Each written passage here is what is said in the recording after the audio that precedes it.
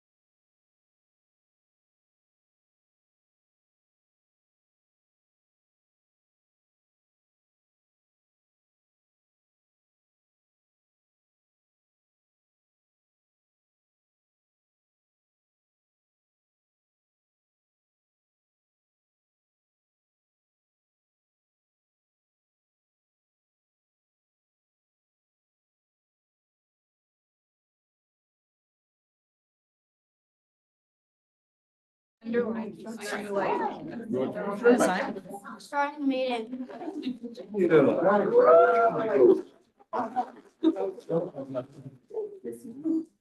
Oh, let me turn, I'm sorry, let me turn my phone off.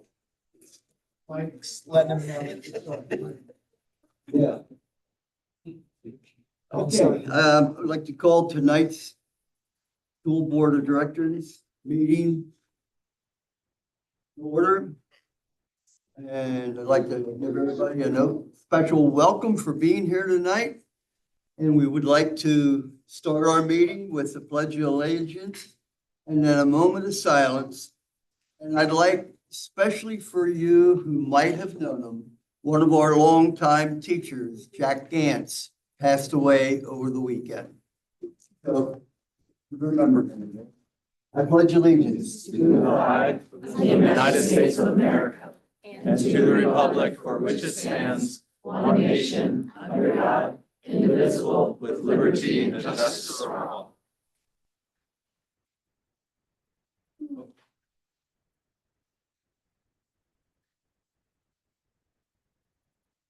Thank you.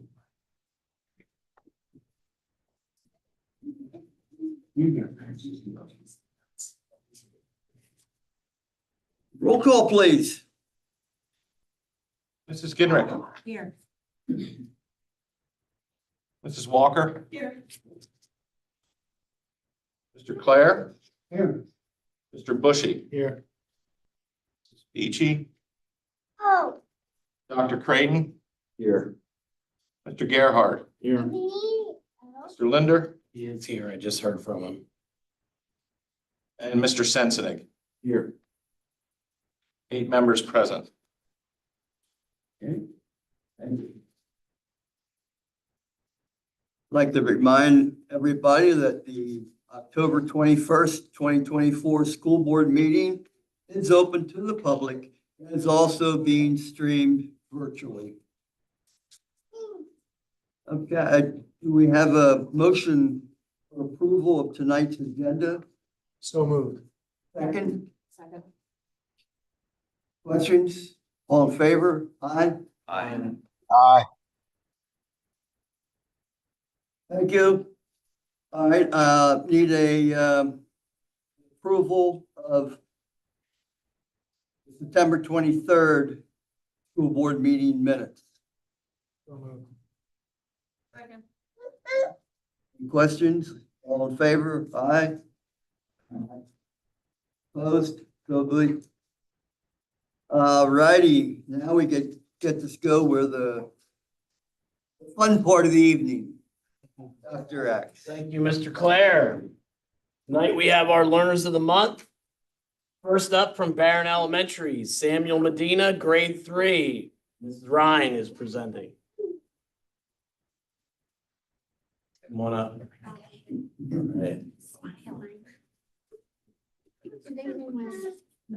All right, so the third grade team of Barron Elementary has nominated Samuel Medina as our learner of the month. It is both my pleasure and honor to be here tonight and to speak on behalf of him. And I am especially proud of him too, because I've had the pleasure of being able to be his teacher too from kindergarten and third grade. So I've been able to see him grow up through the years. But I wanted to start off with how Sam is a passionate, motivated, and inquisitive learner that exceeds the necessary qualities of a difference maker. His work ethic and desire to learn each day is admirable.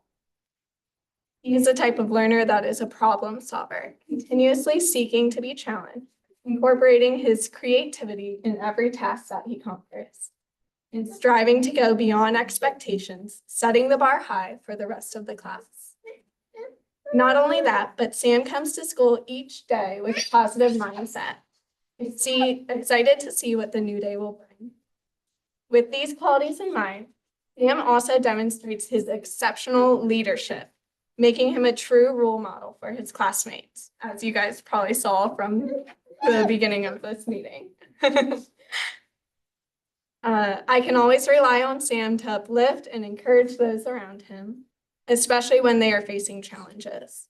He takes great joy in being part of his peers' learning journeys, guiding them to grasp new concepts with confidence.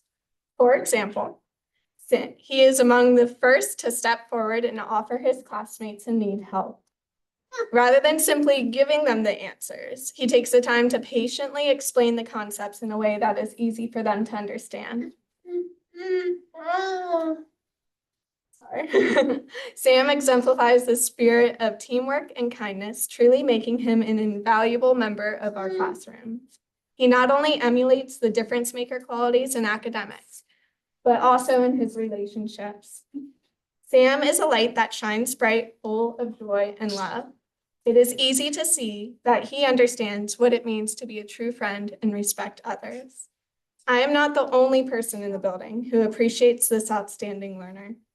Sam's talents and positive attitude are noticed by all his teachers and staff members within Barron Elementary. We are very proud to nominate Sam as our Learner of the Month and excited to see his bright future. Great job.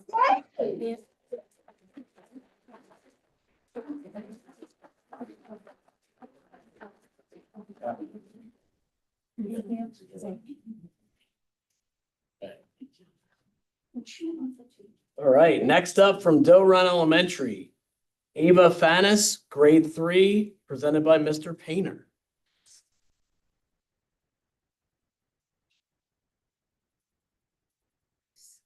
All right, so this is Ava. I'm very happy to be presenting Ava as our Learner of the Month for Doe Run Elementary School. I am only representing Mrs. Gamble here, who's unable to be here, and that's Ava's teacher. She's the one who nominated Ava. But I would say I get to see Ava first thing every morning when she comes out of her dad's truck. And she does such a great job with her smile, and she helps her kindergarten sister get to school in an appropriate way. And she already sets everybody's day up in a really positive way. Here are some words from her teacher. Ava is a caring, hardworking, and bright third grader with a smile that lights up the classroom.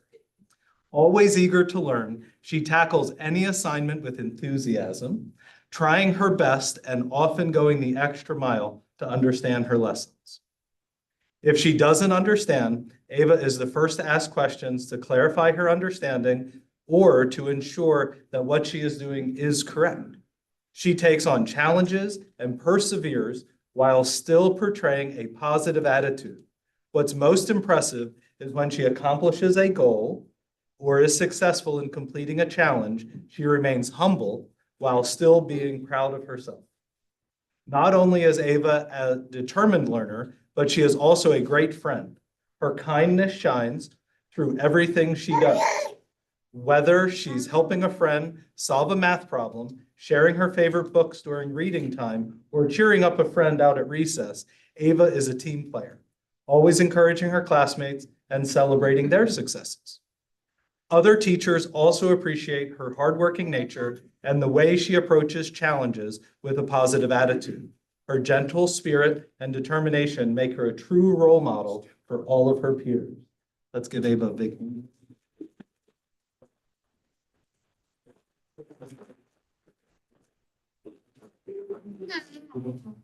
Yes, I have. All right, next up from our middle school, Victoria Roderin, grade 7, Ms. Mariello and Mrs. Bullock.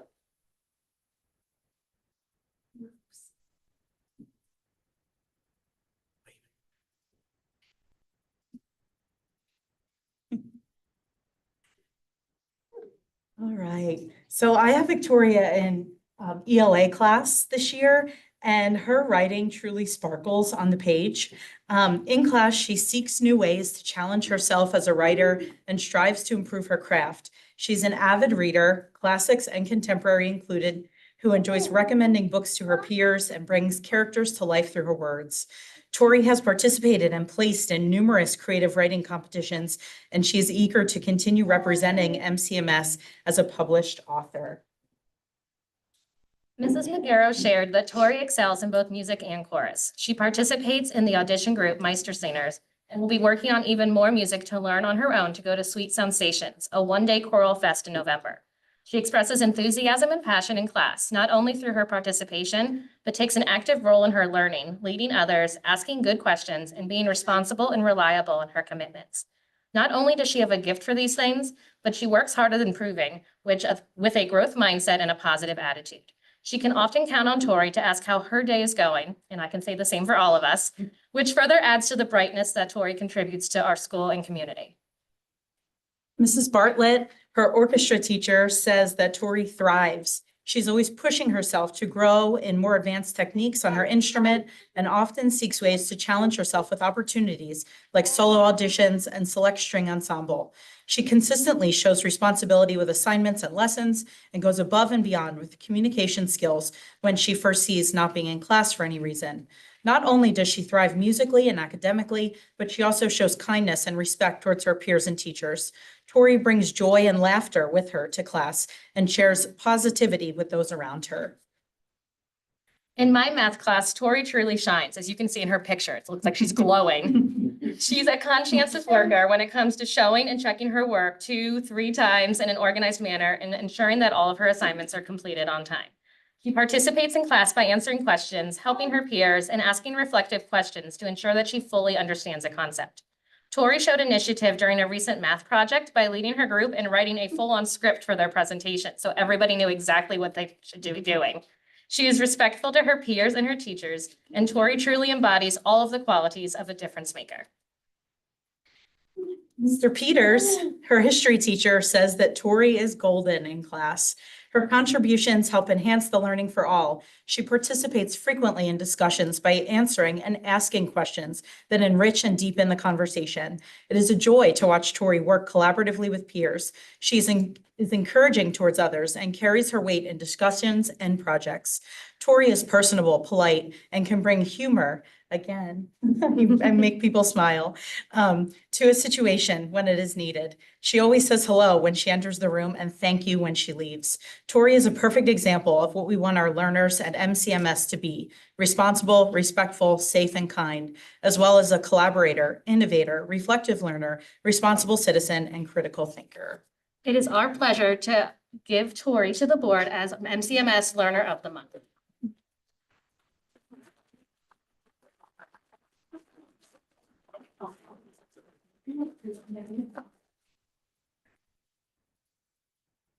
All right, and lastly, from the high school, Nick Margerum, grade 12, Mr. Achille.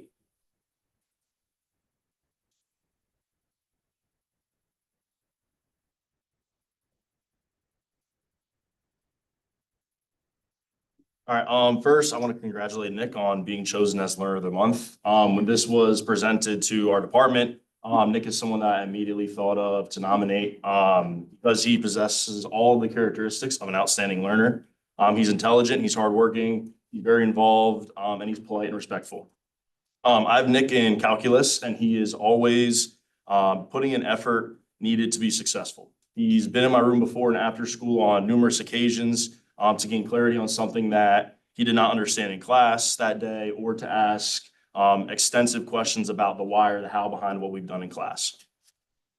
He is also extremely involved in his extracurricular activities. On top of being a great student, he is involved in marching band and theater, and he also works outside of school. To be able to balance all these commitments, including doing well in his schoolwork, is something that's truly remarkable. Not only is he involved in those activities, he's also a leader in them as well, which speaks to his politeness and his respect of others. His peers clearly see him as a leader, and he's accepting that challenge. In class, he's always the first person to help other learners if they're confused and offering a friendly hand. In addition, I normally like to stand outside of my class and say hello to everybody that walks in. Most kids, they say hello back, or they keep their head down and say hello, and believe it or not, some high school kids ignore you.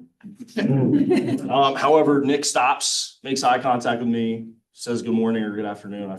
This time I forget when it is. And asks how my day is going. So he even takes it an extra mile to be polite and respectful. And that's something I really do appreciate. These are just a few small things that make Nick Learner of the Month. And congratulations, Nick.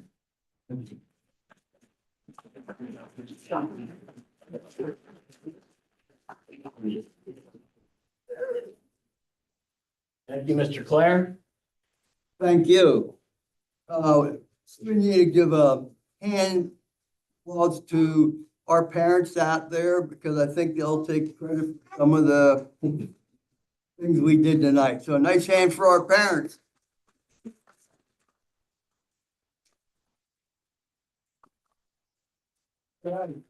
Now, instead of staying here with a boring meeting, we would like to go out in the lobby and they'll be out there taking pictures or whatever they do.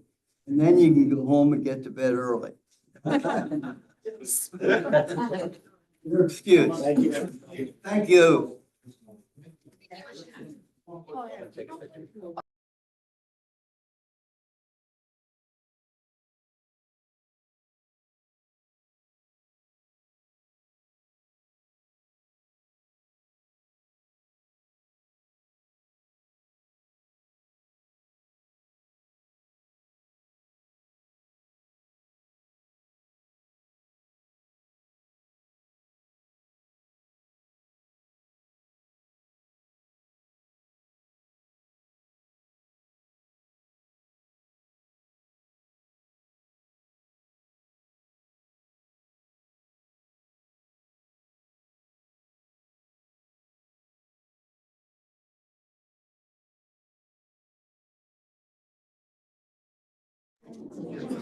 Boy, oh boy.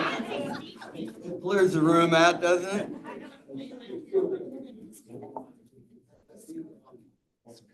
Daniel, you want to get?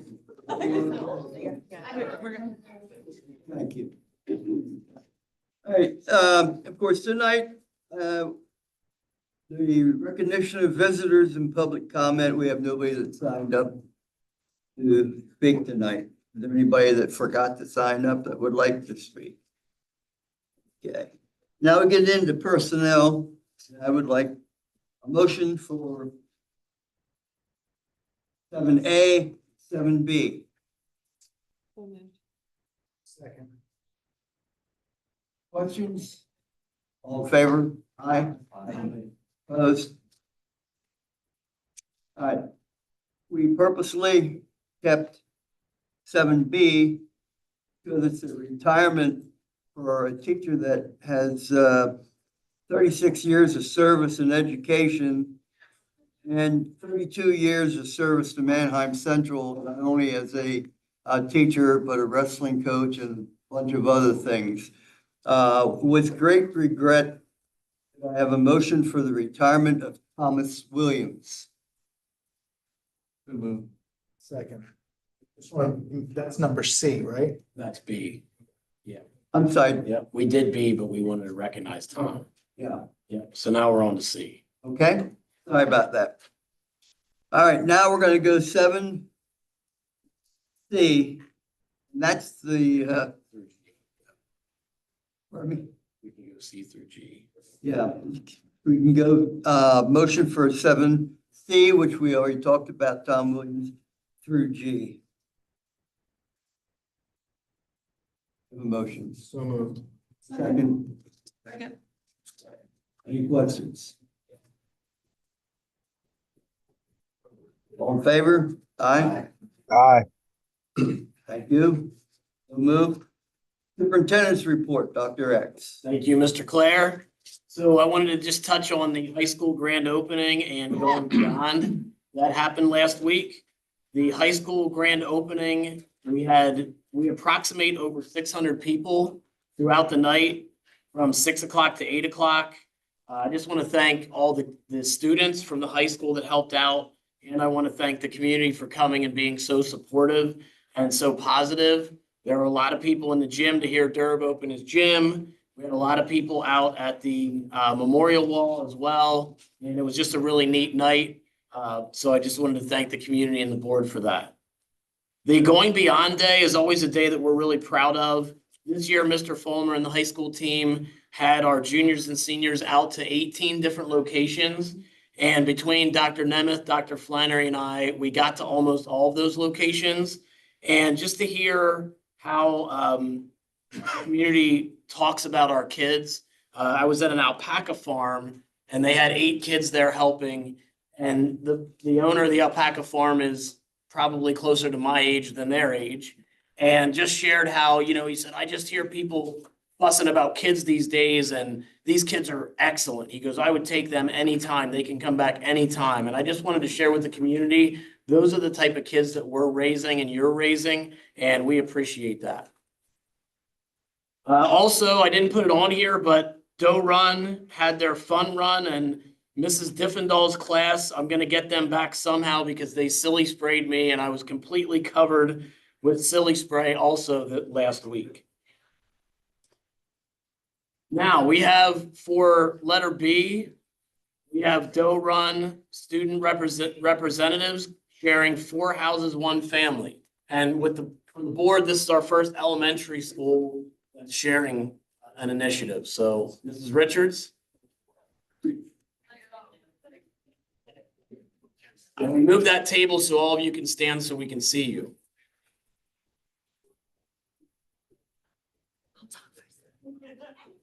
So we are in our second year of implementing 4 houses, 1 school at Doe Run Elementary, which is commonly referred to around the building as family houses. 3 years ago, we started planning with the vision of building connections for our learners and staff in a building that is as large as Doe Run's. And here is how we strive for that vision so far. So our school is divided into 4 houses. The House of Compassion, the House of Courage, the House of Curiosity, and the House of Creativity. Each house is then divided further into 10 families. So we have a total of 40 families within Doe Run. Each family consists of learners from each grade level in different classrooms. And once a month, our entire building shifts into family time. So within about a 6-minute span, over 600 learners and teachers all switch their spots in the building. And during this time, learners spend roughly 30 minutes with their family learning about the character trait of the month through our PBIS initiative, completing team building challenges and getting to know each other.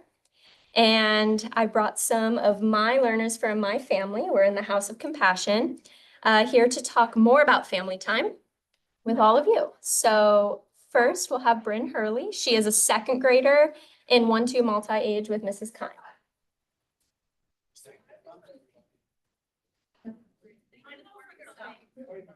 Family time is fun because my teachers are kind to me. They help me feel confident. Family time helps me get along with others.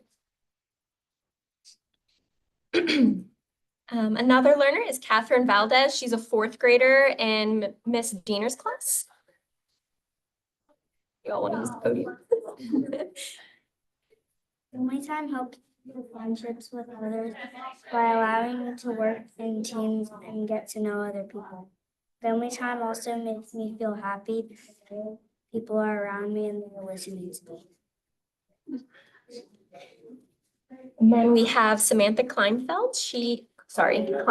She's a 1st grader in Mrs. Diffendahl's class. Yeah, she is. Samantha, move over a little bit so we can see you. Yeah, and that way There we you can go. hear you. I like family time because we read new books. I get to meet new friends. Family time makes me feel happy. And then we also have Charles Kelly. He's a 4th grader in our 3-4 multi-age room with Mr. Leinbach. I can memorize this. All right. All I really have to say is that family time makes me feel good because of the games are pretty fun. And speaking of books, the books are also pretty good.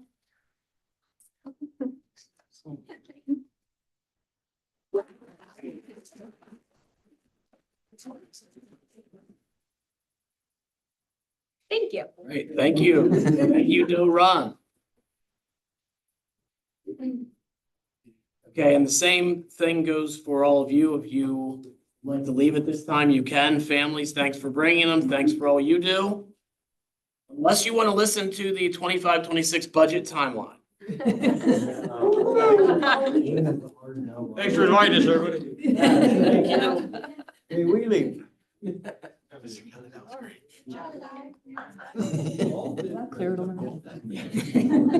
It's just the time. Okay, Mr. Howitt, with the 25-26 budget timeline, just so the public knows, how this will roll out this year. What about the cyber school? Oh, darn it. Yeah, cyber school reform, that's another exciting one. I did update the board on this, but I just wanted the public to hear that there are some reforms that may help us down the road. We don't know what that's going to look like yet. There are new formulas that allow us to calculate some of our special ed expenses when making our percent payments. That might knock our percent down a little bit. PDE is now budgeting for cyber charter transition reimbursements. They're budgeting 100 million.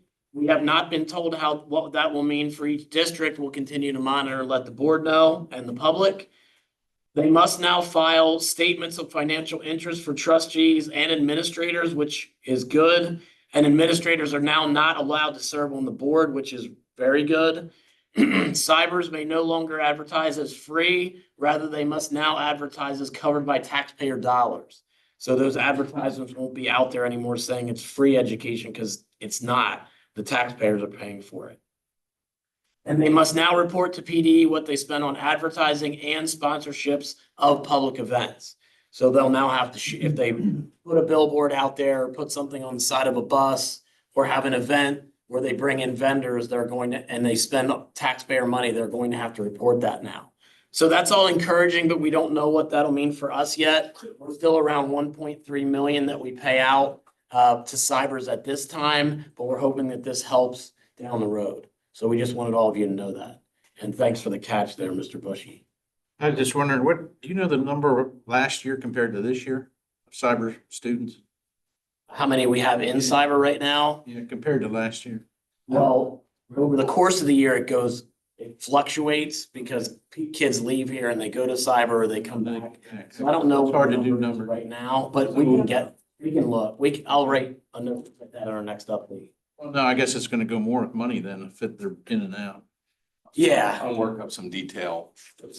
Who watches after who's in charge of taking care of the cost that they do? You said that that's open now. PDE, Who's PDE? Pennsylvania Department of Education. Education? They're gonna put something out on each one of them, Well, each school. each of the cyber schools has to now report those things that I read off Okay, to them. and that'll be public. Yeah, it should be public. So we would have access to that. hopefully. Nice to see. Yeah, I Up think it to this was. point, nobody was watching this store. It's better than nothing. Yes, it's a start. It's a Yeah. start. I'm encouraged that it's a start. Yeah, absolutely. Okay, It'd be a lot nicer if we could use that 1.3 million for our students. correct. All right, now we're on the D budget timeline. Sorry for the delay, Mr. Howard.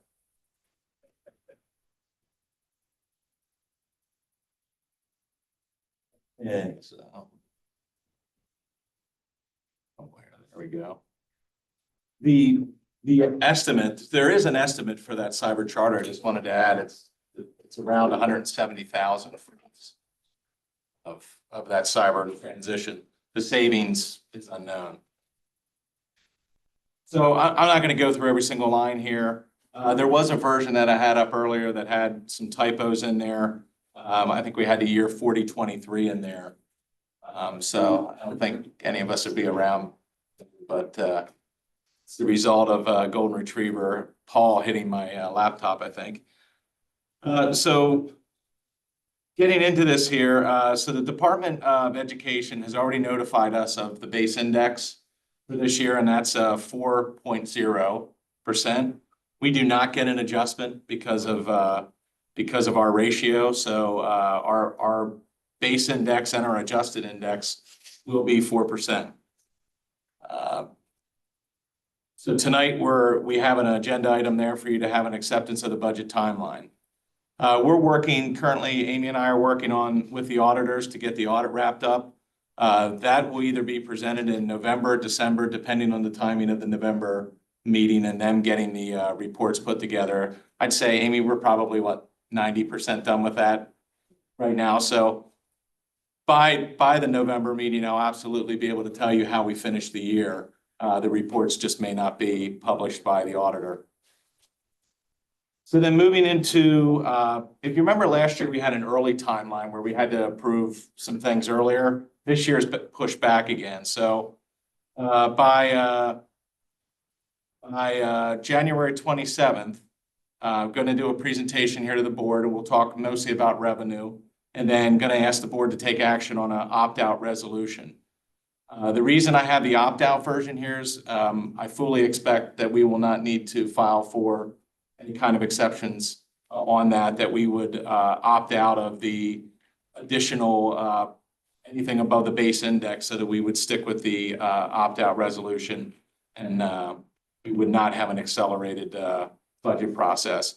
If we were to do an accelerated budget process, we would actually have to have a preliminary budget due by the end of January instead of just approving the opt-out resolution. December 1st, we're going to kind of kick off. Now, I did talk to some of the directors. We're getting an early jump on some of the budget preparation, especially with facilities and tech and some of the other operational departments. We're going to get an early start on the budget. Building budgets will probably start meeting around December 1st.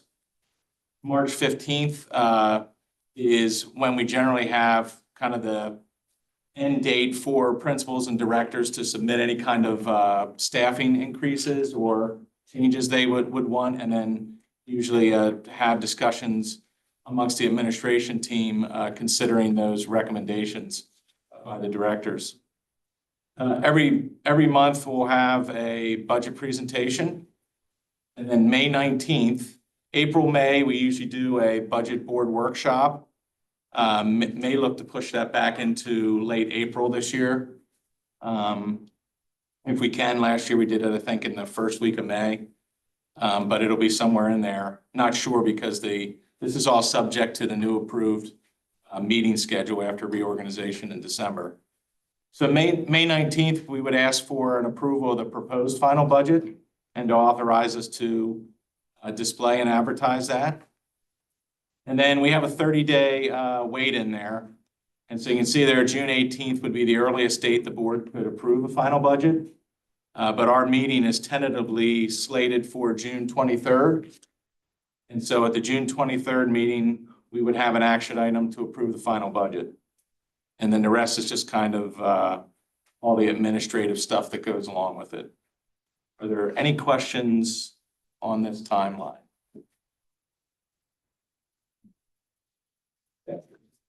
Thank you, Mr. Howard.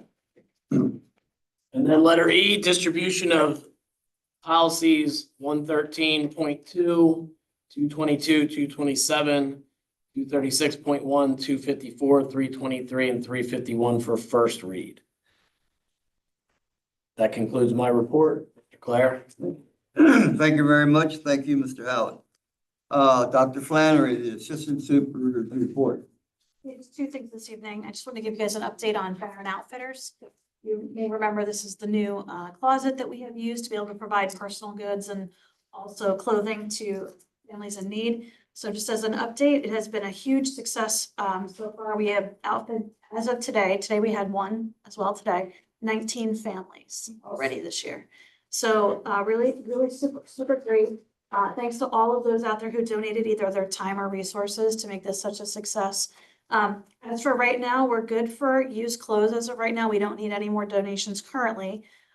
If people were still interested, we could always use the monetary donations to be able to buy some newer items for kids or things like that. But just wanted to reach out and say thanks to the community. Also let people know that the resource is still there and let you know how well it's doing. So we're super excited about that.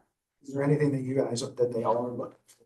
Not right now. Right now, they have like a ton of everything. So it's kind of getting through that to know then probably next season, what do we need to stock up with for next season? But we even have a ton of coats in there or winter gear for people that are looking for that. Book bags, all Yeah, that. even like really adorable little kid's coat, like with this little bow on it, like all the way to like a big size. So some really cute stuff in there. And they have been using the monetary donations to buy new shoes and sneakers, because it's one of the harder things to donate, because, someone's foot was in shoes. So they're not putting some of the shoes out that were donated. They're putting the ones that are close to new.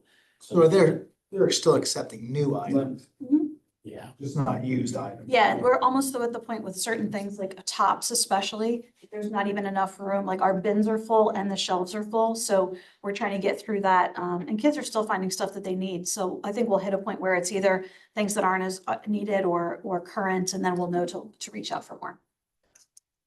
Where will updates be found for the community to know when to donate? Sure, so our social workers, specifically Giovanna Thompson, who right now is out on leave, she's our main point person, and she has a newsletter that goes out in the principal's monthly newsletters. And so she'll be keeping updates in there so people know, and we also can just announce through our normal pathway here. Yeah, I think I saw on social media, there was like a little video, and that was the first time I had seen it on social media, so I think that's a good route to continue as well. Yeah, BNN, John Charles and his team did a great job of putting Yes. together some promotional stuff so that people are more aware. And the QR code was there also for families to sign up, so I think we could keep that going, that would be great. Make a note. Yeah, it is.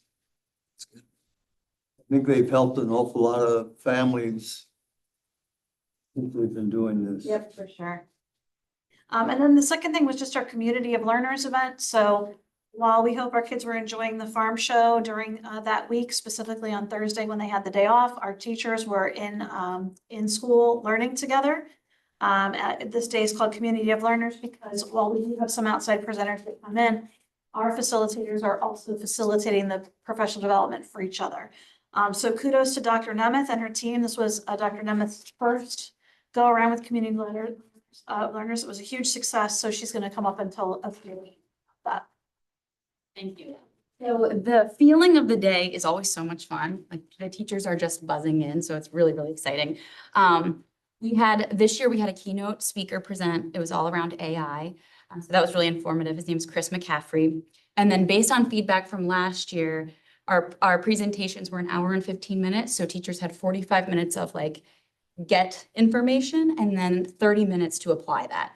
And so that was feedback from them. They want some hands-on work time to apply all the great things they learned because they walk away from that day with just lots of knowledge. As Dr. Flannery said, we had a lot of teachers present, which is really neat. So we had 113 sessions available through the day. 84 of those were led by our Mannheim Central staff. And then 29 were from outside presenters. So we had a lot of teachers sharing good information. The ratings from our Mannheim Central teachers, they do a survey at the end and they got a 4 or a 5. And 98.6% of teachers said that they rated their sessions a 4 or a 5 that day, that they were really positive sessions. From our outside presenters, 89% of the teachers said they were really good presentations. So it just shows that amazing knowledge and effort that our teachers are giving. And the feedback is that they took a lot away from them. So it was a great day of learning. And you want to share what Chris McCaffrey said about our staff?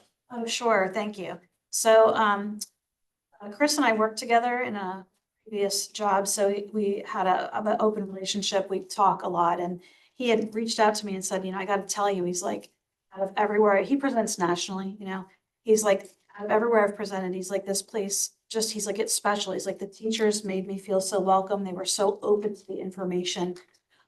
So I immediately then tried to, encourage him to apply for a job here at some point. He teaches math, so we're all like, math can be a harder one to find. So anyway, he was just so complimentary of our teachers and their mindset. And for a person that sees so many environments, like he knows me in such a way that he wouldn't have had to say anything. And for him to put that out there, I thought was a huge compliment to our staff. That concludes my report. Okay, very good. Dr. Creighton. Thank you, Mr. Clare. So I'll break this into two sections. There's topics to watch, and I have the audit, food services, and what was that last one? Expenses. So Ryan, if you had any comments that you wanted to share on that, or this is a topic that we'll dive into a little deeper in the next meeting. If you wanted to give an update on the audit or the audit. Oh, the audit. The audit so far is going well. One of the things you'll notice is there's going to be adjustments coming in and out. And so the July, August, and even the September reports are unaudited, meaning there's adjustments that will probably reverse back into those. and we'll repost those things. You were talking about some of the topics we're looking at is we're watching food service performance this year. And I will report on that out further. It'll probably come in one of Dr. Axe's updates. So we're watching food service so far this year. Going back on the program in the high school, the revenue has doubled. That's part and parcel, it's part of the 25% increase in food prices. And the second reason is because we're back on the program. So we had 10,000 reimbursed meals. And so that was a large chunk of revenue. And our a la carte sales actually did not drop significantly from last year. If you recall, we thought they were going to drop fairly significantly, maybe in half, if not more. And they're hanging in there so far. So that'll be, I've been back and forth with Mr. Bushy about some items and number of meals sold. So we're going to report out on that monthly, just a little single sheet thing about how that's doing towards that. The second thing we're watching that's becoming quite an issue for us is medical and dental costs. And so that's something that we're going to be reporting out ahead of the budget meetings. So just something to get out ahead for the board so the board can start to see some of the things. I'll then report on cyber charter as well as some of those costs. That way, moving into the budget cycle, you have information that you're armed with so you can make a more educated decision than just to have that presentation drop with 40 slides on it in front of you. You'll get some infographics ahead of that, helping you make those decisions. Excellent, thank you. And the second part is just the approval of the financial documents that were prepared for today. We have section A, which is the financial statements for September. We have B, which is approval of the monthly invoices. C, which is approval of the athletic field project invoices. And section D, which is approval of the high school renovation invoices. Spoke with Brian about these documents. They're all prepared under the appropriate procedures. They're all in order. So my recommendation is that they're going to be approved. Does anyone have any questions in regards to those statements? Is that a motion? We make a motion for approval. We have a motion for the second by Mr. Bushy. Any questions? Anybody? I assume that eventually a lot of these are gonna go away once the buildings. I hope so. Yeah, they will. The athletic project is, in fact, we paid out some of the contractors their final retainage, but not all of them. And we just had a meeting today and we're down to mostly punch list items on high school things. So, but there still is a large chunk of retained construction billings that are out there until they resolve those items. Okay, any other? All in favor? Aye? Opposed? Aye. Thank you, Matt. Okay. You startled me there, Matt. Business Ops Facilities Committee, Mr. Linder and Mr. Sensnick. Yep, Mr. Sensing will give his report and activities so we can go to academic. Okay. Oh, right now? Okay. Sorry, wasn't ready. Okay, so we had our first academic committee meeting and Dr. Nemeth had her first experience with that and she did a fantastic job. It was a plethora of information. So although I don't have anything that we need to vote on, I'll just share a little bit for those of you who couldn't attend about what was discussed. So one of the great things that Dr. Nemeth will be doing for the academic is having students come in as well and share little portions of something that they're doing in school. And so she had some students share badging with us, which was a neat, they're so cute and they really are passionate about what they're doing and they can really explain it, which is really great to see. So we got to experience that. She also shared the district focus, which we're all familiar with, and then gave us an update on mass customized learning And we had some people share about the conference and that they were able to go to this summer. A few points about some courses coming up. There was an update on the new Family and Consumer Science with the Future Educators program. And so Mrs. Henry spoke about that, which is neat because, you know, students that want to be teachers are really involved with childcare that interests them. They can go and have experiences at the different elementary levels. So that's a really neat thing that they can do. Another important thing that's coming up this year, and after some feedback that Amy Beachy and I shared with Dr. Nemeth about some feedback we got from the board about timeline. So when they're going over the curriculum cycle, Dr. Nemeth is going to bring us more frequent updates about cost of things. One thing that should be on the radar is ELA is up for curriculum updates, which is, you know, huge because it's K-12 and it's, you know, just books. And so that's going to be something that's brought into our discussions during academic committee so that we're more aware than, you know, as we make those decisions when it comes to budget season. So ELA, Tech Ed, and Business are all currently this year will be in curriculum cycle review. And also there's a new financial literacy course that's being mandated by the state. So I think that's really awesome because it'll help our students be more financially literate, and that is going to be required to be implemented next year. One more page.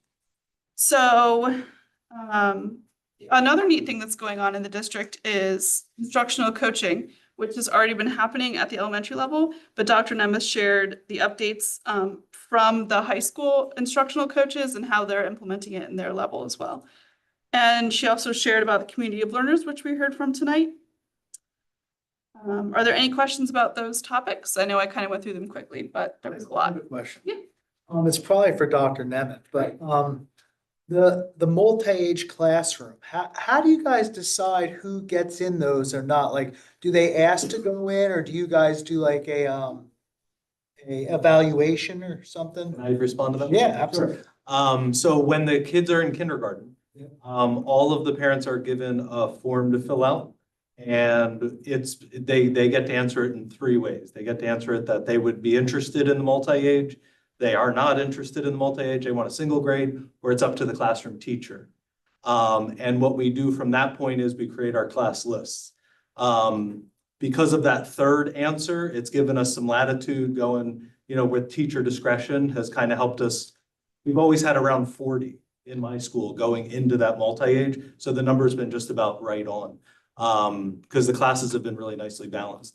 But from that point on, it's about a parent reaching out to us and either saying, oh, I don't want to be in multi-age anymore, or yeah, let's opt into that. Sometimes they'll do that going into the 3rd grade, you know, like after they've been in it for 2 years, or so it's all parent choice. That's cool. I was just wondering that after that meeting. And then the one thing at that meeting there, they talked a lot about badging, multi-age learn. And there are all these fancy names, but when it comes down to it, like people get scared, like, whoa, it's really just educating. And we educated, like, it's like when we were kids, it was different. Of course, it's different now. And it's nice to see that things change for the better. And probably 30 years from now, people will be like, badging, that was archaic. We're doing this now, but it's nothing really to be scared of. It's really just good old fashioned teaching and learning is what I got from that. Yeah, ask Mr. Payton and Mr. Pyle, when they first went into this, you were almost skinned alive by people. Well, I think sometimes like. A little extreme, but. They come up with these fancy names and people don't like change, but it's not really change. It's just. Adjusting to the Like, time. when I was the 6th grade and broke my leg, they sent me home and put a cast on and said, come back 6 months from now. Now you'll be jumping on a ball with one foot in the air on 2 days later. So the educators are learning that there's better techniques and it's good for everybody, really.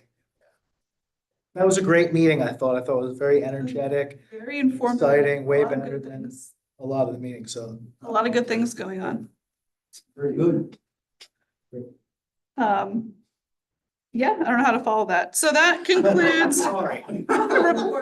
our next, we didn't really set a date. No, for it's the next still one. Yeah. I think we said January. Yeah.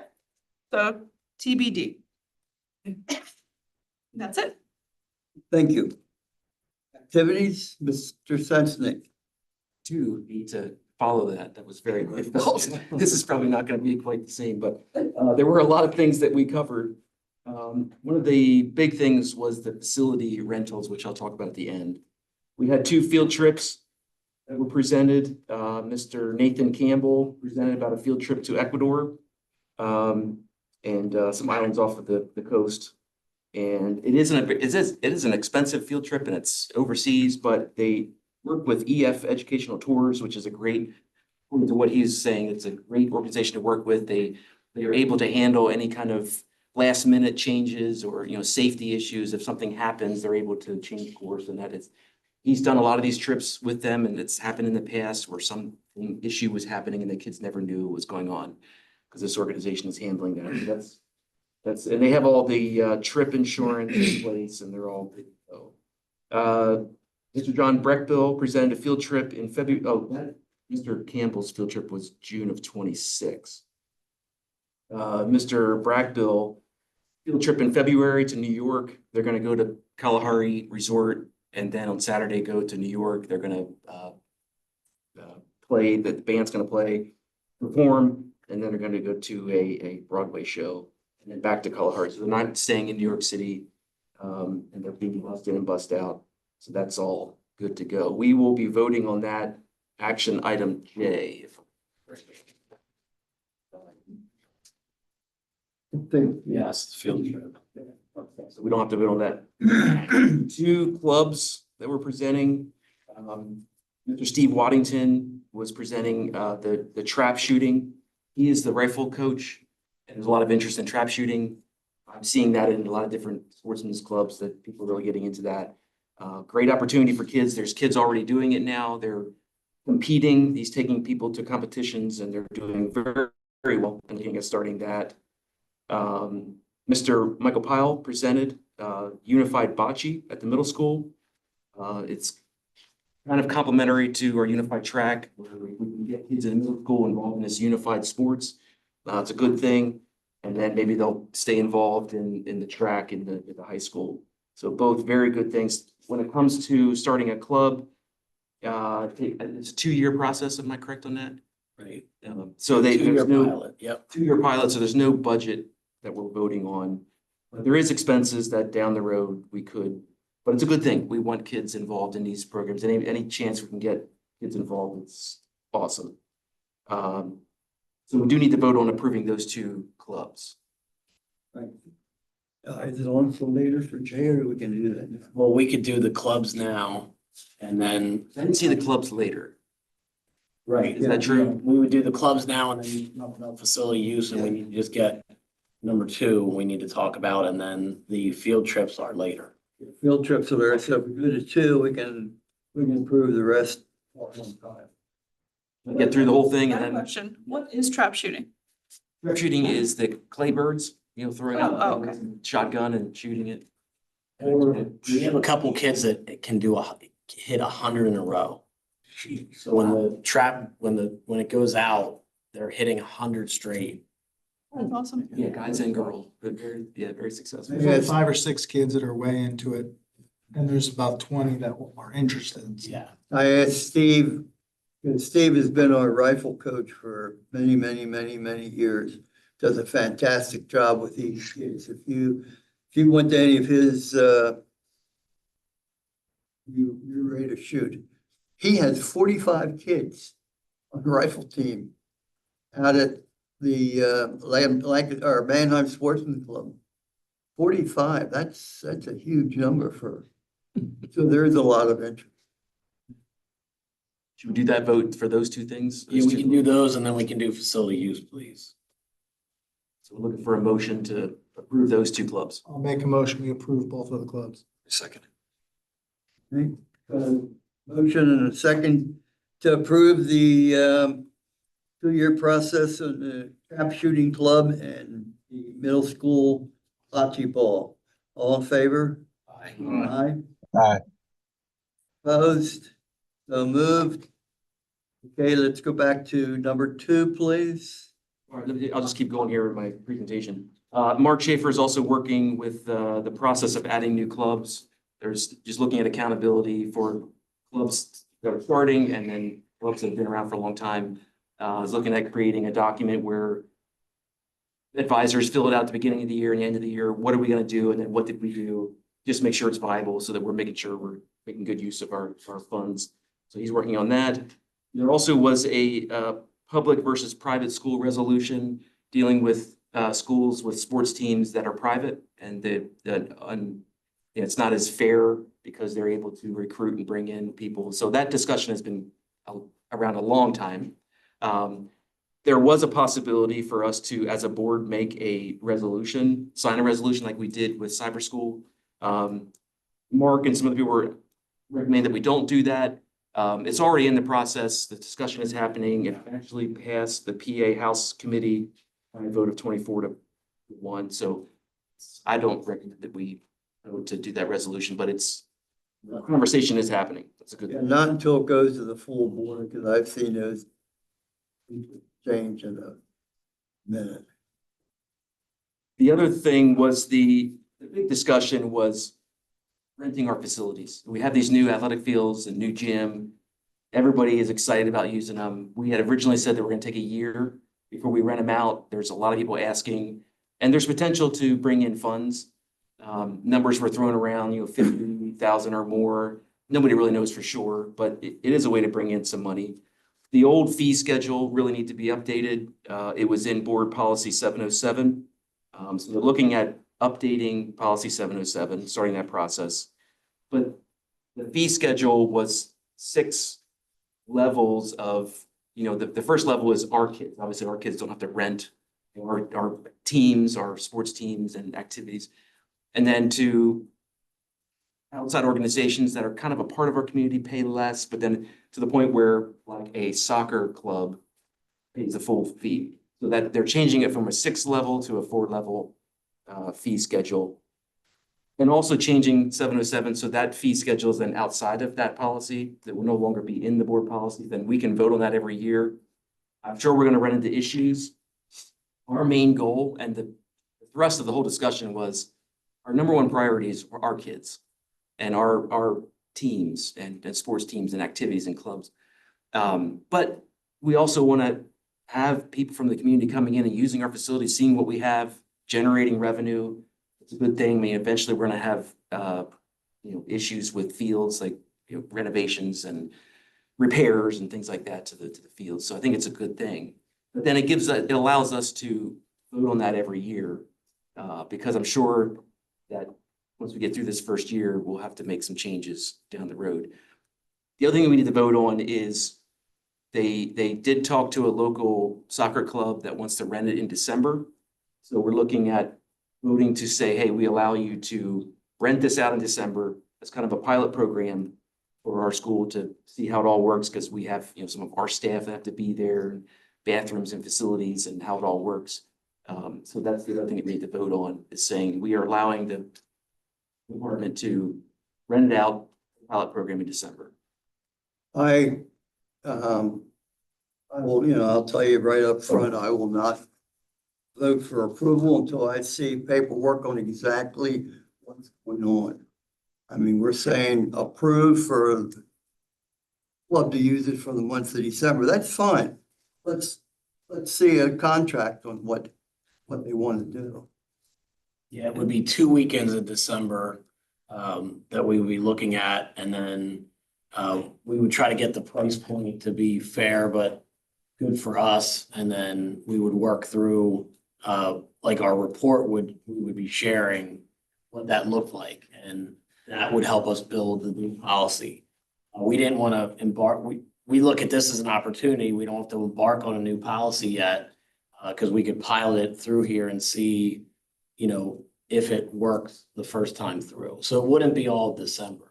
But I know, but it's gonna be like anything else. If Tom, Dick, and Harry want to use the basketball court for January, yeah, we'll go ahead and use them. I mean, there needs to be a contract. You can't just let anybody that's gonna rent it for that amount of time without a contract. I think there's gonna be contracts. Yeah, but we should see them before we vote on it. I would agree with what I understand what you're saying. I would be on the side of let's pilot it and see how it goes For the 2 times. for the 2 times, just to see how, because there's gonna be issues that we're gonna have to deal with. There's still gonna be a contract for that. And it's not like we're just unleashing, because our number one priority is it has to be our kids. And I really do firmly believe that we can do that. Although I'm sure there'll be some issues this year that we're like, okay, that didn't work out that great. And then we have to look at that fee There's schedule. definitely gonna be issues, because Yes. what's gonna happen is it's gonna be towards the end of the season. There'll be some weather, something will have to get pushed out. Now, all of a sudden, the field hockey game has to get pushed out. At the same time, classic soccer has rented that for $40,000 and now our students still have to be the ones that use it. There's gonna be those issues, but Devil's advocate. We're gonna have It to is work. gonna happen. it's definitely gonna happen. Without a contract. Who wins? Yes, but We would have a contract. at the meeting, that's all, what we're trying to do is come up with the contract. So we can do that. We can wait on a vote until next month. I think we need to vote now. We wouldn't be able to wait. Dr. X, I'm assuming we're gonna have the solicitor draw up a temporary contract for PA Classics on this trial run. But I would Yeah. definitely recommend that we do the trial run so we can see what is it gonna look like? What do we need to do? So how would we need to adjust a contract in the future to meet our needs? But if we don't do the trial run, we're always gonna be in this back and forth. What does the contract really need to look like? Right, and we would definitely call it a pilot. And, the board can determine if we want to do that or not. But then the first time we enact the policy, that first time's the trial run anyway. Can we just approve it pending a signed contract for time? We can approve it pending a contract. We would not allow this to happen with anything else without a contract that was approved by the solicitors. This is an outside group. This is not a Manheim Central group. And I think it's great, and I think we need to rent it out. But we need to rent it out properly. Right now, we're saying, yeah, go ahead. And then if something goes wrong, who's responsible for it? So Right now, we're already renting to a group, an outside group at the old rates. And I mean, that's why we are recognizing we need to adjust the rates. Like, we're already renting it out to an outside group this fall.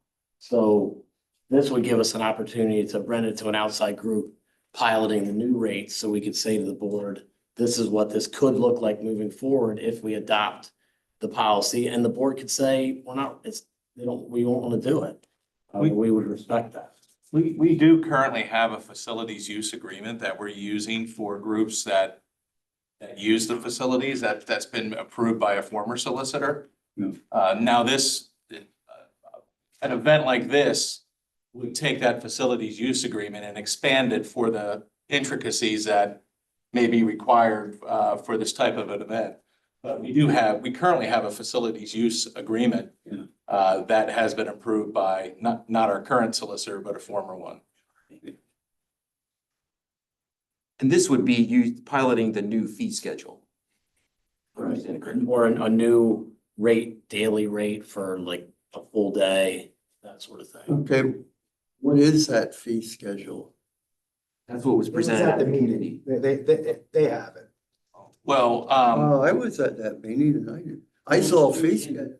handed out, that new fee schedule with the. Yeah, but there was that was for normal. on events like this, generally, we would try to agree on a daily rate. I do have, Mark and I have some paperwork and some research from talking to other business directors and activities directors of daily rates that other districts are currently charging, and that ranges from a couple $100 up to $900. We have that information. What we're asking for is a little bit of leeway to be able to negotiate something on a pilot basis. And then obviously we would have an agreement with that group as well that would cover not only the finances, but damages and bathrooms and those types of things. We're still talking about classics. I don't know who it is. I just said class. That's one of the groups that has approached us, yeah. That's the only group right now that we're talking to. But you said another group approaches. We've been contacted by several groups. I'm looking for a motion to approve the pilot program. I'll make a motion. Wait. What? Like, where is it outlined what the pilot program is? The pilot program. Or can you explain it? Cause I apologize. I was not able to go to the meeting. Try to explain it. Thank you. So at the meeting, we're coming up with new ways to new User schedule. Right. So what they just want to do is they want to rent it out for 2 weekends just to test it out. Right. So they would use the old contract with the new prices, or we're just giving them permission to adjust prices to make it worth everybody's In while. December. Just for 2 weekends in December, just so we could see how it works out. Is that pretty? And then policy 707 is also looking to be redone. So 707 is the old policy that we use to rent these places out. And that hasn't been changed in years. Prices have gone up. Other people are renting it out. So these guys have looked at other people, what they're charging, and they've come up with what they think is a good price schedule. And they're working through that now to soon look to us to approve that, but we're not at that point, right? And that policy was created when we only had grass. So now we have turf facilities, we have bathrooms, we have a lot more. And it's 10, 12, whatever years later. Right. Yeah, that's been a long. So we're also forward thinking, looking to revise that policy as well in the Right. future. No. We're not doing anything with the policy tonight. Okay. This pilot would give us the opportunity to evaluate if what we're looking toward with the policy that we talked about at the business and activities committee is on point, or we need to add some things. Like one thing that came out of the meeting, which was very helpful for us, is we need to make sure it's clear that in-season PIAA sports that our kids participate in isn't in the class schedule. That trumps everything, because if there's a rain game or a rain date or anything like that, they get the priority. So we had everything as classes and there was confusion there. So that's something that helps us building a policy, because now we can say, okay, we're going to have a line that specifically says our in-season PIAA sports take precedence over the 4 classes regardless. None of this is tonight. The Right. only thing that's tonight is, are we gonna let them give it a try for 2 weekends in December? That's. With their, okay.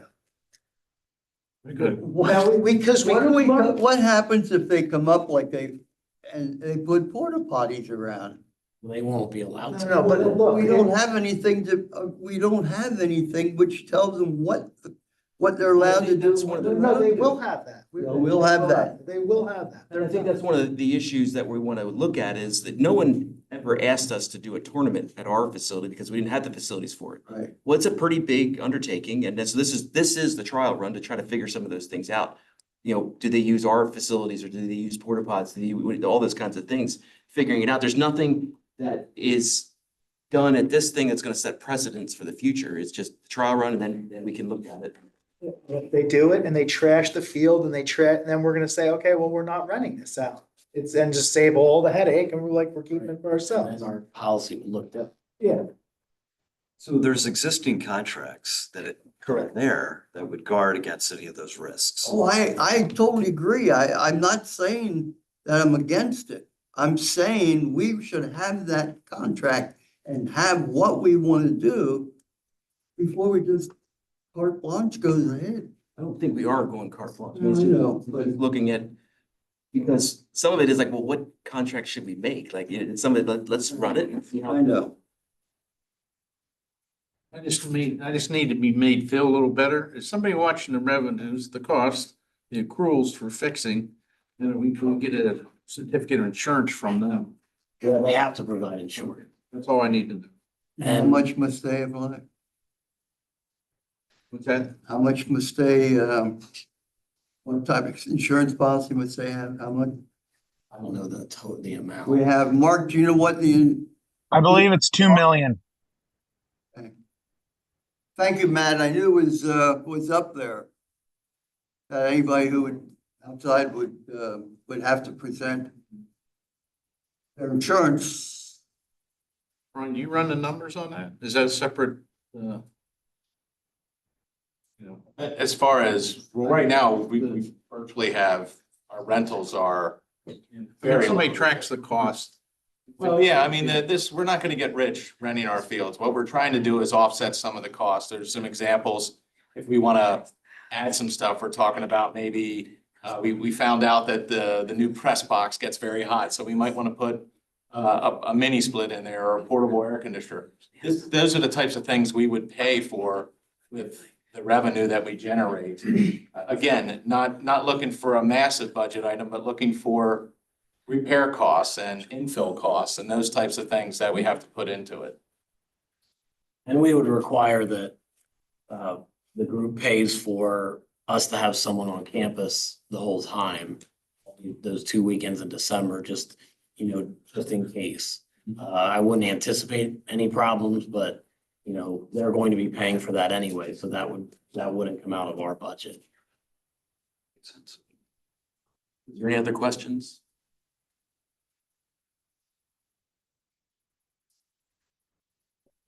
I think we have a motion on the Matt second. had- You have a motion and a second? Okay, all in favor? Aye. Opposed? Aye. Can I make a suggestion? Yeah. Michelle and I were just having a sidebar. Neither one of us were at the meeting, and maybe moving forward, and I don't know if this is something we could do. Maybe if there's something we have to vote on, if we could present like an outline. So like myself, if I'm on the academic and I'm proposing that we're voting on something, maybe have like a link where you guys could view it prior. I just felt like I apologize for not knowing what was like all that was going on. And it's not a big vote, but I just like to know what I'm voting on when I vote it. Yeah, and we didn't have any any issues in the meeting that people were upset or concerned about.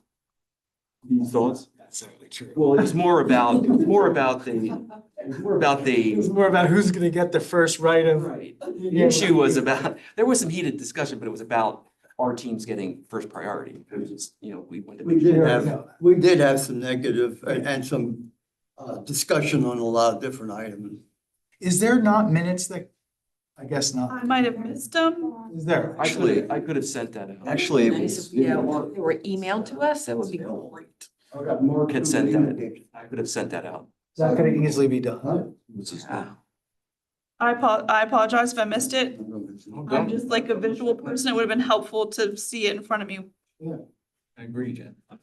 One of the other issues may have been that if Matt would have been here, it would have been a better We can presentation. blame Matt because it's fine. Well, we did, I mean, there was a lot of good discussion and but the end of it is it's a good problem. It's a great problem to have. We have these great facilities for our kids. People desire to use them. And we want to do that right, but our kids are always going to be the priority and our programs are always going to be the priority. So it's doable, but it's going to take some time. And this is a step in that time. And then, it's still technically going to be a year because we're not going to have a new policy where we're renting or looking to rent on a regular basis, probably until next school year. But this is a great opportunity to pilot it. Okay, we had passed the resolution, so let's move on. General action items. I'd like to take items 12A and B. Motion? Second? Second. All in favor? Aye. Aye. Okay, and then I think we can take 12.3, 12C through K. The motion.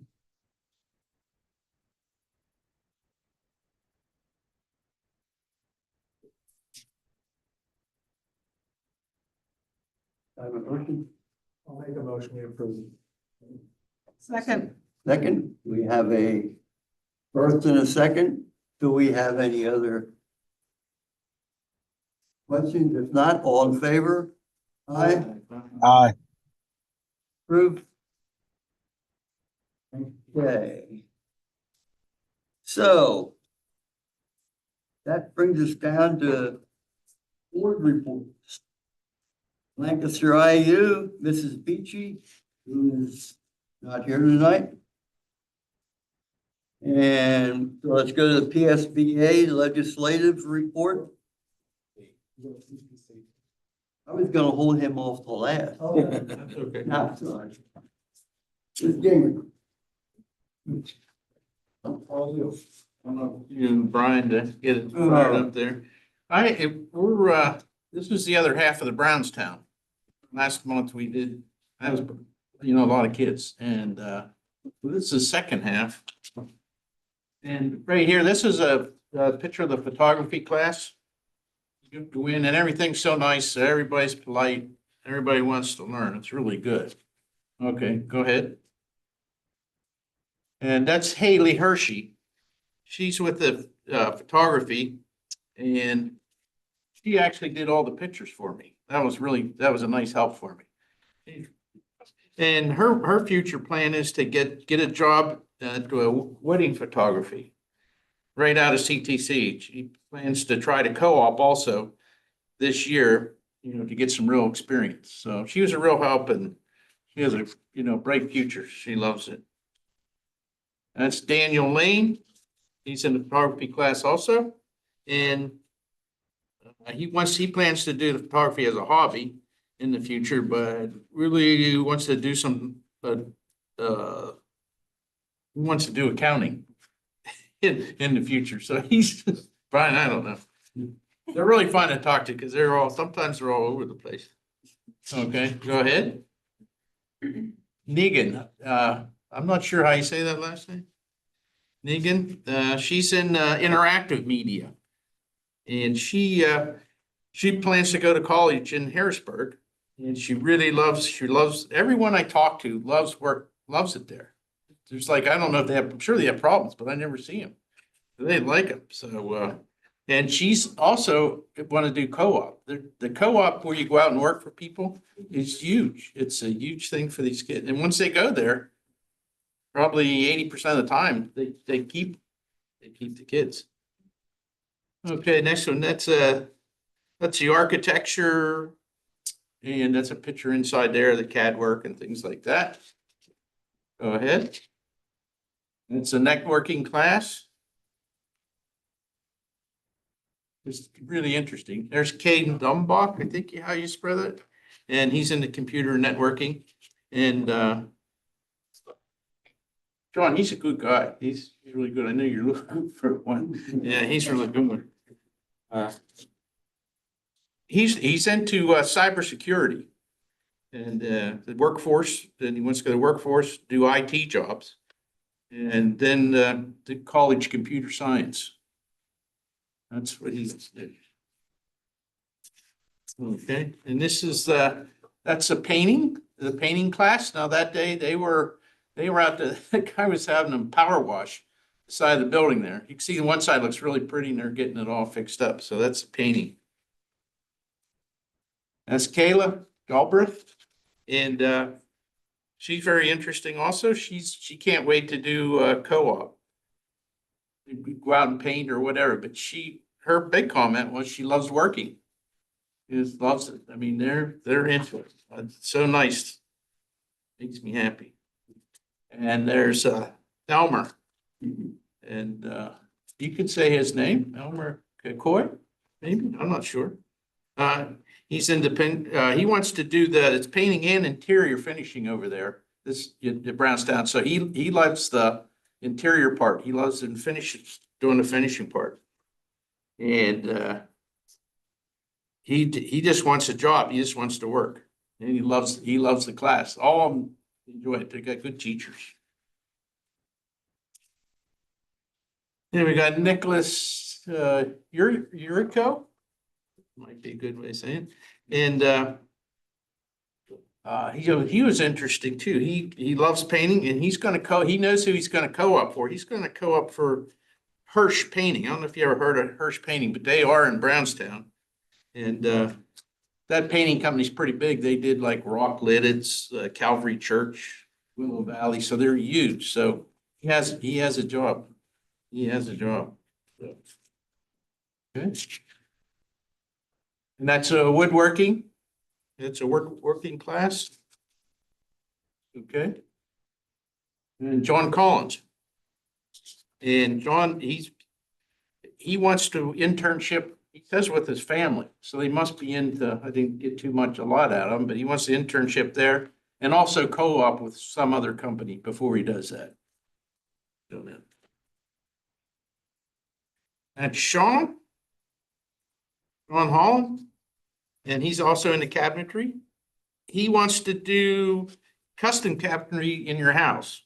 He wants to design it for people. And if you say, yeah, I like a kitchen, he'd like to come in and design it for you. He's really neat.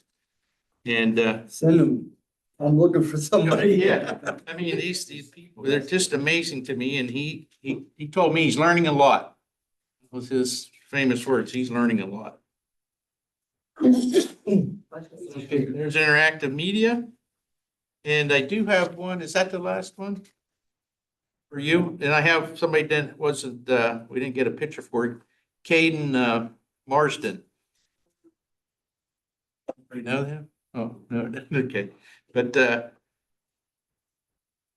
his writing's really hard to read. But he's interested in going to college and he loves working and he thinks it's really good there. And Zachary, I don't know too much about him. He didn't say much at all, but he's there with the cabinetry guys.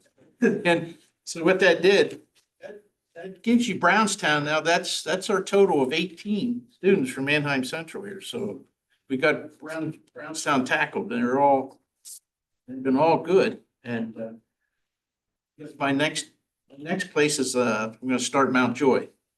Start Mount Joy in my next one. There's 18 of you Brownstown students.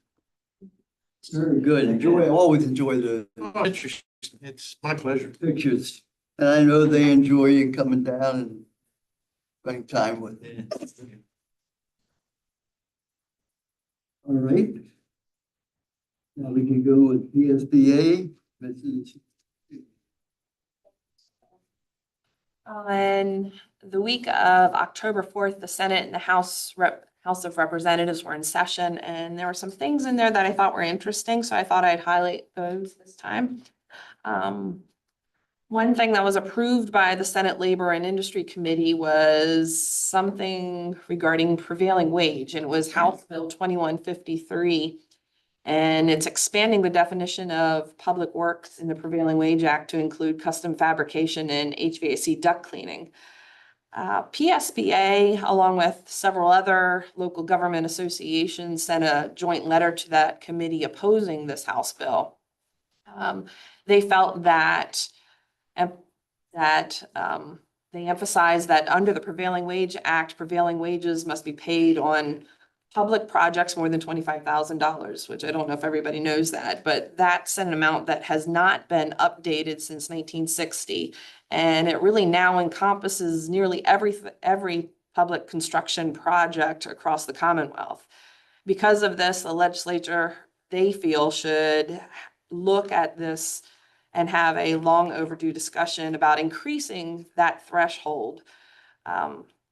So this is something that would really help schools and other public entities and save taxpayers a lot of money if they would increase that threshold. So people can call their representatives and encourage them to take a look at that, increasing that so that we don't always have to pay that prevailing wage. Something that was approved by the House Education Committee was Senate Bill 801, which was authored by our very own Senator Ahmet from Lancaster. I thought since he brought this, I would highlight it. It's a structured literacy program, and that requires school entities to adopt an evidence-based reading instruction curriculum beginning in the 25-26 school year. This would provide professional development and identify an educator responsible for assisting each school with the implementation of that curriculum. Schools must screen kids from K through 3 students for reading competency at the beginning, middle, and end of each of the school year, and offer a reading intervention plan for students identified as having any reading deficiencies. So that was something that he proposed and was approved by that committee. There is something from Pennsylvania Department of Education talking about some of the new science online assessments. So the Pennsylvania Department of Education issued an update on the implementation of the new science, technology, and environmental education standards called STEELS, for those of us who are not always in the education world. And this is also an online assessment, science assessment. In spring of 25, science PSSAs will be issued as a statewide census field test, which means that PD has received a waiver from the federal reporting of the PSSA science scores for the spring 2025 field test. This is not a waiver for participation, though. Participation in the testing is still calculated, reported, and required. So at least 95% of grade 5 and grade 8 students must still complete the PSSA science assessment. And starting in 2024-25 administration and continuing each year after that, students will take the science PSSA when enrolled in grade 5 and 8. Also, in spring of 2025, spring Keystone biology assessments will include field test items aligned to the new STEELS standards, but this is not a census field test. And accountability data for both performance and participation will be collected and reported. Students must take that Keystone biology exam at least once by the end of grade 11. So since these field tests are going to be administered online, this provides an opportunity to begin that transition to online assessments. And they're saying that PSSA and Keystone exams will only be administered online beginning with the spring of 2026. And that concludes my report. Thank you very much. There's always a lot going on in Harrisburg. Okay, I forgot one Surely. thing. The CTC is hiring a new director. Ron, you know that, and we had 19 applicants for the director, and we narrowed it down to 7, I think, 6 or 7. So tomorrow night and Wednesday night, both were voting. Board meeting Thursday, but I don't know if they'll have it done by then, but they're going through it. Which one reason it left? What's that? Stewart. Did he leave? No, he's still there till January. Then he leaves. Oh, we'll have a new director here shortly.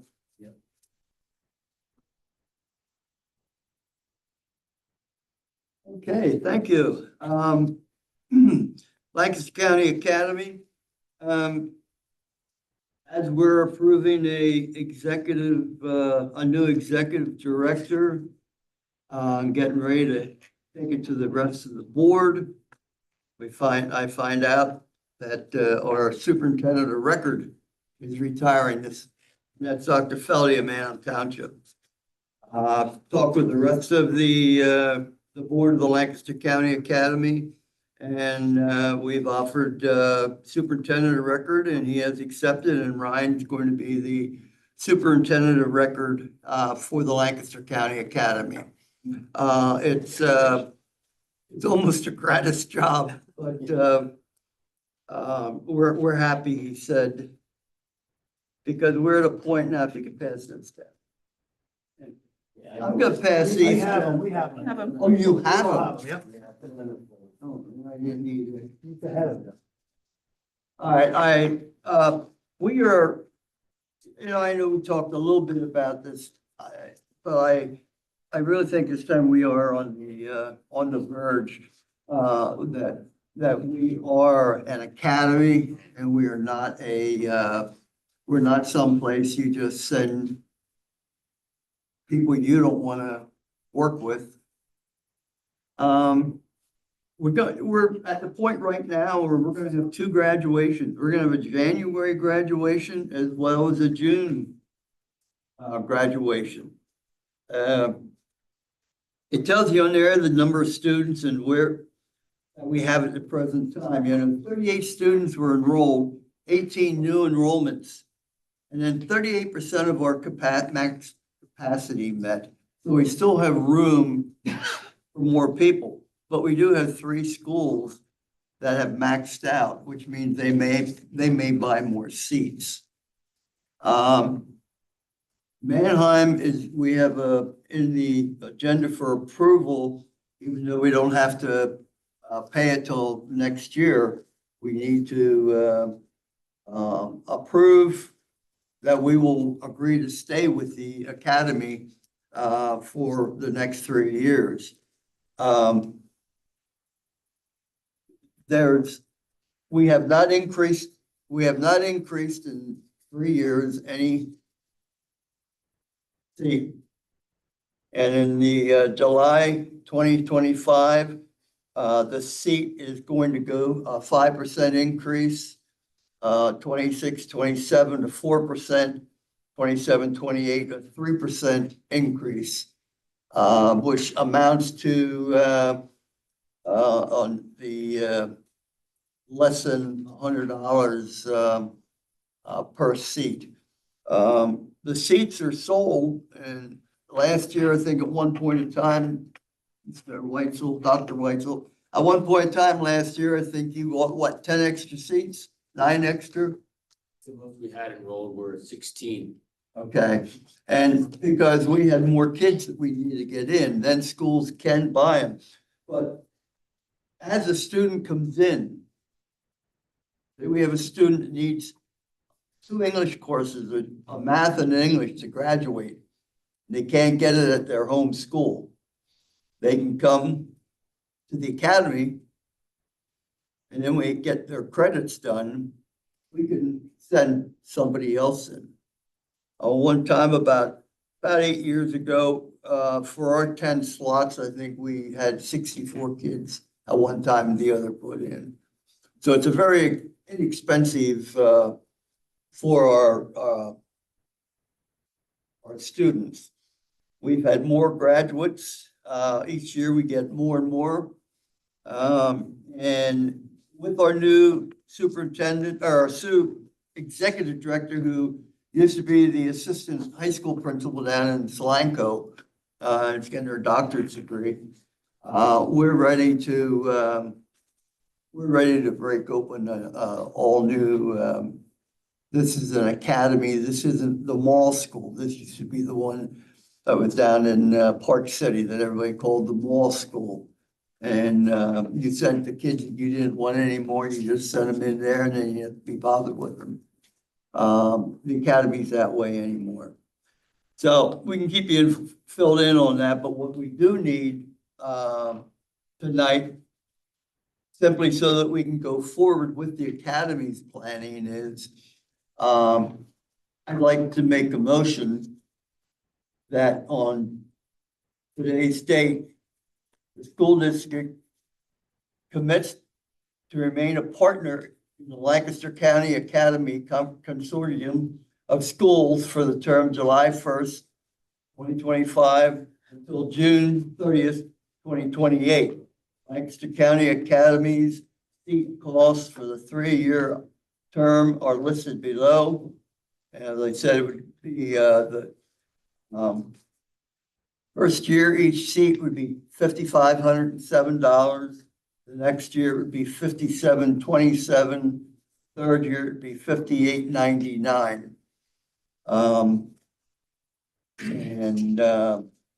We have been one of the original schools that have been in the academy. So, with if no questions, I'd like to make a motion that we approve staying with Lancaster County Academy at that rate increase for the next 3 years. So, that was 10 seats at. 10 seats. So that's 60,000 roughly a year. which before the increase, I think it was what, 55, 56. I don't recall what it was. Yeah, it's very, very minimal. In fact, it's unbelievable how they get through everything, with the amount of money we have to work through. We have last year, I hired Pat Weaver, former Manheim Central school board member, and I'm not sure she taught here or somewhere else. And we just hired her son who just graduated in science. So, we have a good crew, and we have 2 locations. We have a location down in Hyde's buildings down at Hack. And then we have our second location, which was a new location, which is at Mount Joy Crossroads. So it's and I didn't bring the financial, but it's to the point where we don't even hit $1 million.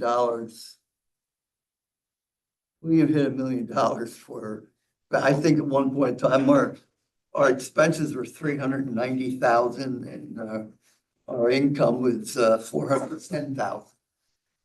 So we're on a bare budget, bare bone budget.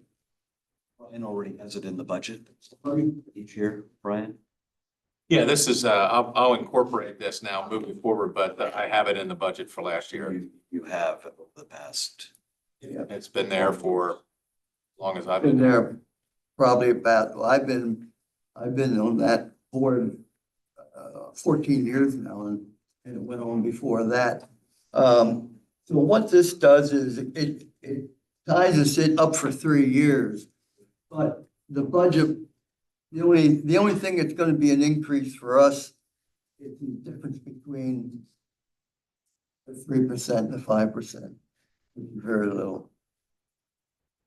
Sounds good. I'll second. Second. Any other questions? I would just want to say I'm excited for the opportunity. Miss Griffiths, the new coordinator. I've been meeting with her and Dr. Feldy to get up to speed on the program and the direction it's going.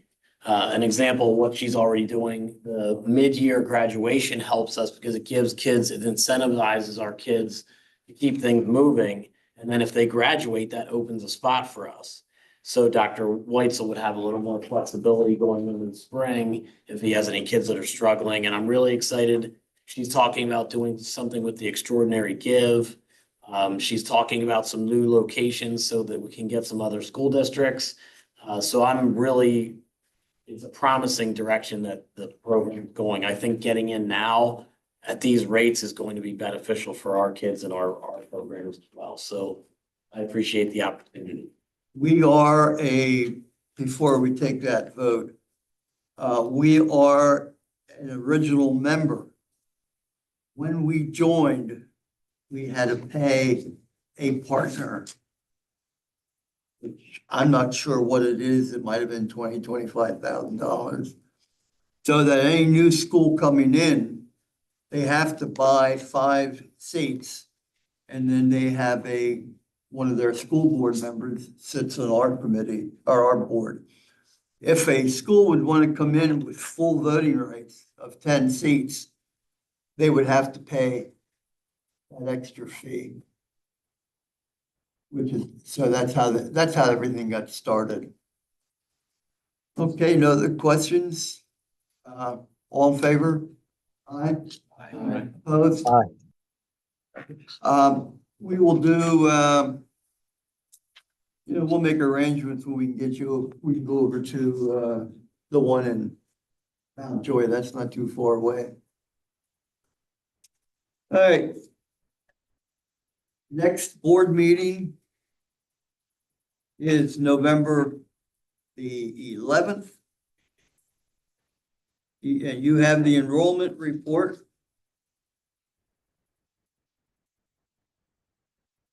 And with that, we ask for board comments. Anybody have any comments? I do. I appreciate the Zoom calls, so I was able to catch the meeting that you had and my culture meetings as well. So thank you for that. And just a couple comments on the homecoming or the join the school. That was fantastic. You guys did a great job. So thanks for that. Yeah, that's a team effort for sure. So thank you for the feedback. Cookies were fantastic. Thank you.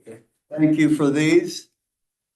I think these are maybe a little bit nicer than what we were gonna tear away and give. I'd just like to say thank you also for the meeting and memorial wall meant so much to the family. Oh. That was a very emotional thing. Yeah. And John, I'd like to thank you for helping me again. Always, he helps me with. That was even, Brian, thank you. yeah, that was emotional Yeah. to me too. I was on Facebook with Curtis up until the week he passed. So, Oh, it's a good meeting. I mean, it's out of everybody. It's really. it is, and discussion is good. Yeah. Because if you don't discuss, and even though somebody is against something, that doesn't mean it's wrong. Everybody has their own opinion on how we do things.